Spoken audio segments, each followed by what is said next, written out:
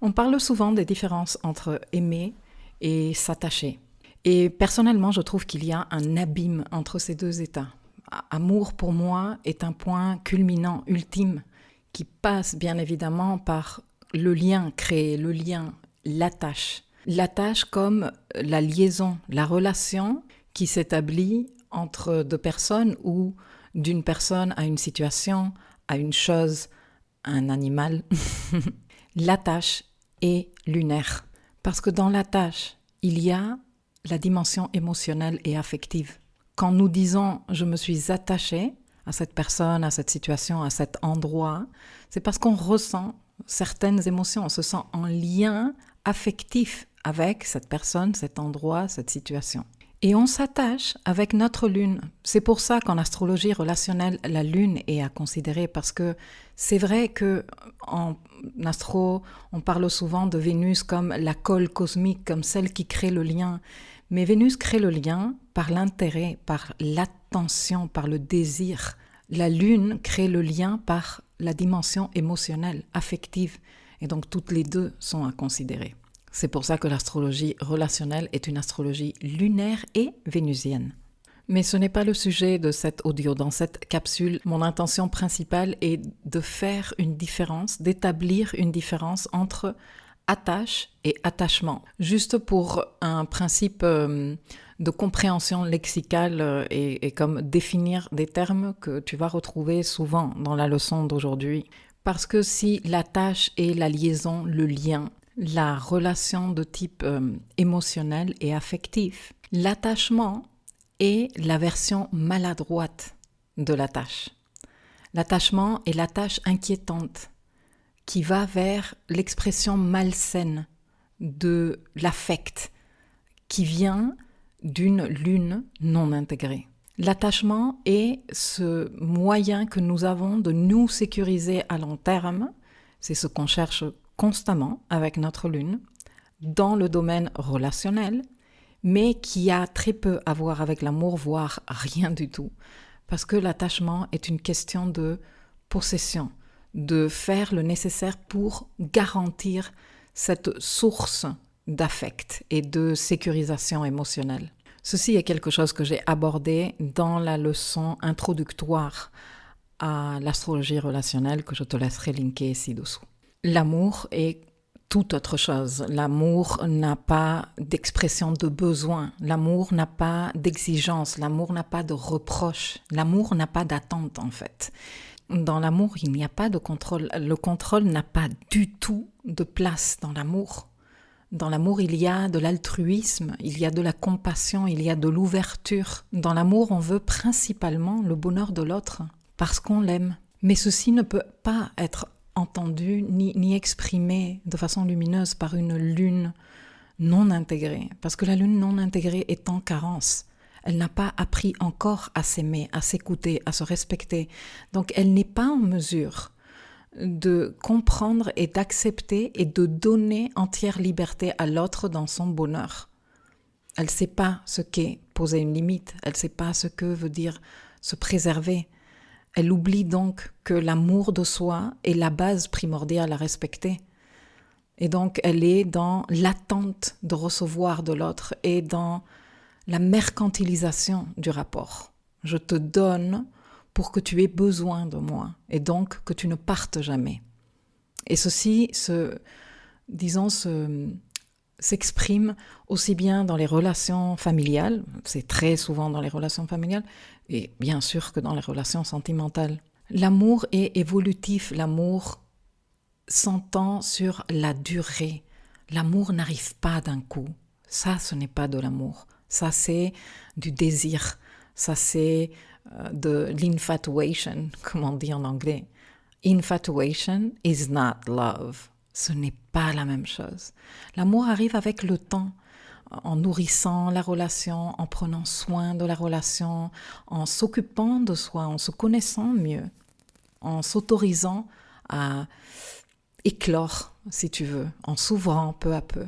C'est pour ça que l'amour favorise la plénitude, la compréhension de soi, le détachement de l'ego, qui est une couche de conditionnement qui nous empêche de nous ouvrir à l'amour.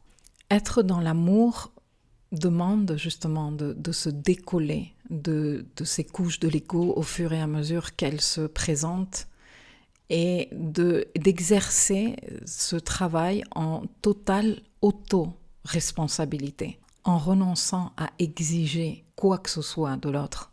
Que ce que je dis ici est super profond. Et quand on a sa lune non intégrée, on ne le comprend pas. Parce qu'on comprend que ne rien exiger de l'autre veut dire accepter n'importe quoi de l'autre. Et ce n'est pas vrai. C'est faux, ça. C'est-à-dire que si toi, tu as des besoins et ces besoins ne sont pas respectés dans une relation, aime-toi en priorité et pars de cette relation. Et je sais que tu vas être en train de me dire « Non mais je l'aime trop, je ne peux pas partir de cette relation. Ne peut-elle pas changer pour moi ?» Non. Si tu l'aimes tant, tu peux accepter que cette personne n'est pas en mesure de te donner, pour la raison que ce soit, pour son passé, pour ses circonstances, pour sa capacité de faire en ce moment, parce que cela demande peut-être énormément de courage et qu'il n'a pas ou elle n'a pas ce courage parmi les ressources disponibles. Il y a une multitude de raisons pour lesquelles une personne peut ne pas être en mesure de changer ou d'évoluer au sein d'une relation. Et si tu l'aimes vraiment, cette personne, tu es en mesure de dire « j'accepte et je respecte, mais je m'aime et je me respecte également, et je ne peux pas continuer au sein de cette relation dans les circonstances présentes. Alors je m'aime et je t'aime, je te respecte et je me respecte, et je décide de me tenir parole, de respecter mes besoins, mes non négociables, et donc de mettre fin à cette relation telle qu'elle est. Ce qui veut dire qu'automatiquement, même si pas faisable immédiatement, la relation passe à un espace de potentialité pure. Elle peut maintenant devenir toute autre chose. Une fois que tu as fait ton deuil et tout le boulot, faut pas vouloir cramer les étapes. Mais voilà, j'avais vraiment besoin de définir tout ça, de faire la différence entre attache et amour. L'amour est une expression neptunienne. Figure-toi que quand j'avais fait le lancement du programme Architecte de ma vie, j'avais enregistré un audio, un truc comme ça, je vais le retrouver et je vais le laisser linker ici dessous. Et là, je parle des différentes expressions de l'amour et des différents niveaux d'expression de l'amour. Et je parle de la Lune, et je parle de Vénus, et je parle de Neptune. Donc peut-être que ça va être complémentaire à ce qu'on est en train de travailler ici. Mais juste pour terminer, comprendre que l'amour est un sentiment extrêmement puissant, d'ouverture totale, d'altruisme total, de respect et d'inconditionnalité pour soi-même, pour l'autre. Bref, rarement on arrive à ces états. Ça demande un très fort travail sur soi. L'amour est une expression d'abondance totale et on y arrive à travers l'attache émotionnelle et affective. Mais l'attache peut dériver en attachement.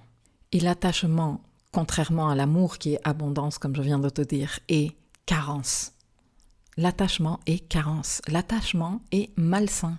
L'attachement représente l'insécurité lunaire, l'insécurité affective, l'insécurité émotionnelle et par la même occasion la dépendance affective et les liens de codépendance que l'on veut créer avec ceux que nous estimons être la source de notre sécurité émotionnelle. Et comme je t'ai expliqué tout à l'heure, ça peut être avec une personne, très souvent ça l'est avec une personne, mais ça peut être également avec une situation, avec une activité, avec une substance, d'où les addictions, avec des comportements. C'est le côté addictif lunaire duquel j'ai déjà parlé à plusieurs reprises par ici et par là. Et c'est là que le lien arrête d'être sain et la voie vers l'amour et commence à devenir malsain. Et si je te parle de ça, c'est parce que l'attachement est lunaire. Et les relations qui restent basées sur l'attachement sont source de déséquilibre, de désordre, de chaos, de beaucoup de destruction, de codépendance, de manipulation, de lutte de pouvoir. C'est très malsain tout ça parce que ça génère énormément d'insécurité émotionnelle en même temps, tu vois. Tu essayes de contrôler la situation pour te donner sécurité émotionnelle, mais ça devient tellement chaotique que d'être dans ça parce que tu es dans le non-respect de qui tu es et dans le non-respect de qui l'autre est et des besoins de part et d'autre émotionnels et affectifs, que cela crée beaucoup d'angoisse. Beaucoup d'angoisse. Et donc, ces attachements sont ceux qui font que nous restions accrochés à des situations, même professionnelles, à des relations qui nous font énormément souffrir et même à des comportements et des habitudes de consommation aussi. C'est super intéressant, hein? Et ça donne cette sensation de familiarité tellement typique du code lunaire, hein, parce qu'on cherche les familiarités avec la Lune, mais familiarité malsaine. On pense que c'est de l'amour, mais c'est une distorsion de ce que l'amour est en vrai.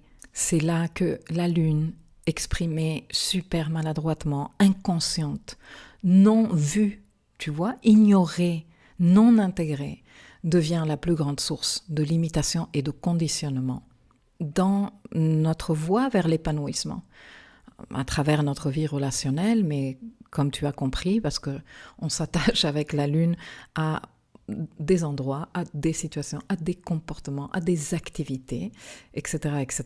Donc, c'est relationnel, mais pas que. Ça nous impacte absolument dans tous les domaines de notre vie.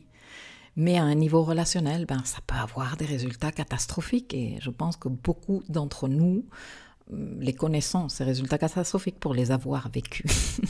C'est pour ça que travailler sa Lune est si important et que connaître la différence entre je suis attachée, c'est-à-dire j'ai créé un lien affectif et émotionnel avec ça ou avec cette personne, et j'aime cette personne, c'est complètement différent, mais qu'il y a aussi la dérive de l'attachement à surveiller, la dérive malsaine lunaire, qui parle de toute la maladresse de la Lune d'exprimer ses besoins et de se les regarder, s'en occuper elle-même, etc., etc., qui est en rapport avec l'adulte intérieur.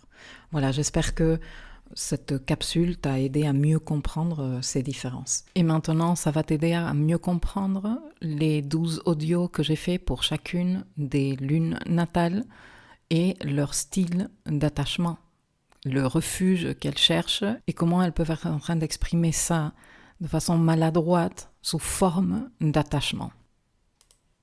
N'hésite pas à me dire dans les commentaires, ok ? Ton avis, ton histoire, ton vécu, ton expérience m'intéresse, mais en plus, ça aide d'autres personnes qui viennent ici en quête de réponses, de connaissances, de compréhension. Alors merci à toi d'avance et à très vite.